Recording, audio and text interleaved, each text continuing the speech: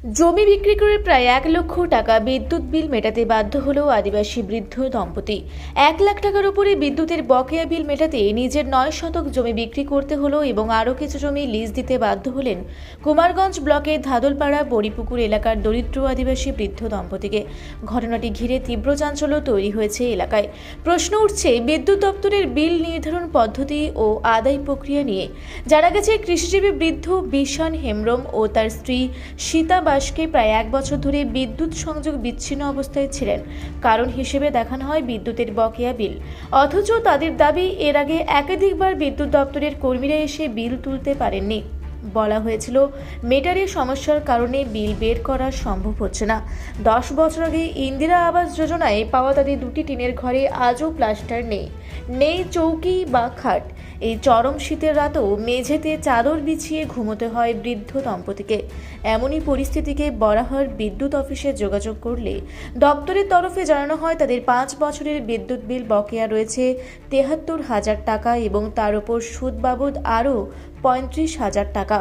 সব মিলিয়ে 1,07,8,000 টাকার দাবি করা হয়। অসহায় বৃদ্ধ দম্পতি শেষ পর্যন্ত 9 শতক জমি বিক্রি করেও কিছু জমি লিজ দিয়ে মঙ্গলবার 1,10,000 টাকা নিয়ে বিদ্যুৎ অফিসে যান। তাদের দাবি দপ্তর থেকে প্রায় 1,03,000 টাকা নেওয়া হয়েছে। তবে তাদের হাতে থাকা 3টি রসিদ মিলিয়ে মোট অঙ্ক দাঁড়াচ্ছে 98,340 টাকা। তাহলে বাকি প্রায় 5,000 টাকা গেল কোথায় তা নিয়েও প্রশ্ন উঠছে।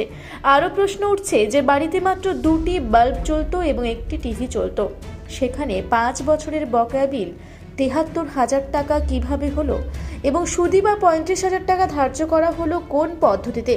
মঙ্গলবার 1,03,000 টাকা জমা দেওয়ার পরে সেদিন বিকেলেই বিদ্যুৎ সংযোগ দিয়ে গেছে বাড়িতে।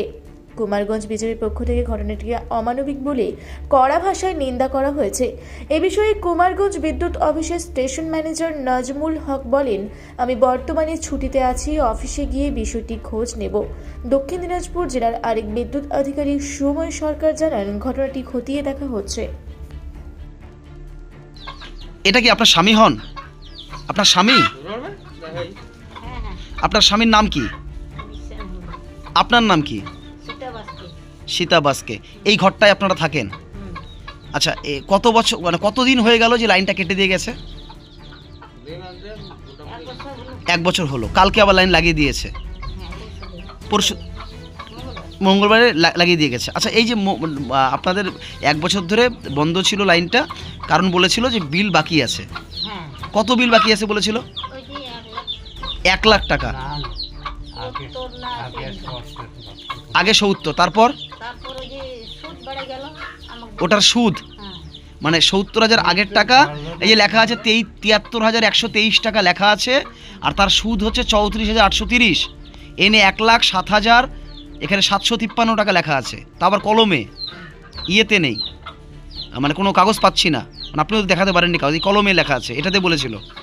আচ্ছা, এই টাকাটা আপনি জমা দিয়ে আসছেন, কিভাবে জমা দিলেন? টাকা এত টাকা পেলেন কোথায়? জমি বিক্রি করে দিলেন? জমি বিক্রি করে দিয়েছেন? জমি বিক্রি করে এই টাকা নিয়ে যায় জমা দিয়ে আসলেন, তারপর লাইন লাগালো। আপনাদের প্রথম যখন কোনোদিন লাইন ছিল না, এই লাইনটা নেওয়া কত বছর হলো?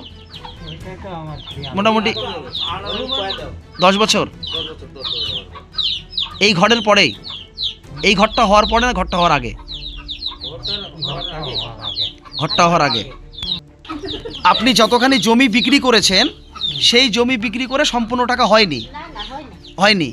আরও যে টাকাটা আপনাদের যে আরও টাকা লাগলো, সেই টাকাটা কি করলেন?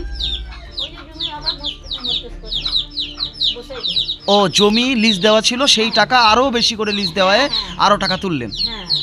তার মানে জমি আরও বেশি দিন মানুষের সাথে থেকে গেল। সেই টাকা দিয়ে আপনারা এই ইলেকট্রিক বিল পরিশোধ করলেন। ঠিক আছে। আপনার নাম কি? সীতা বাসকে।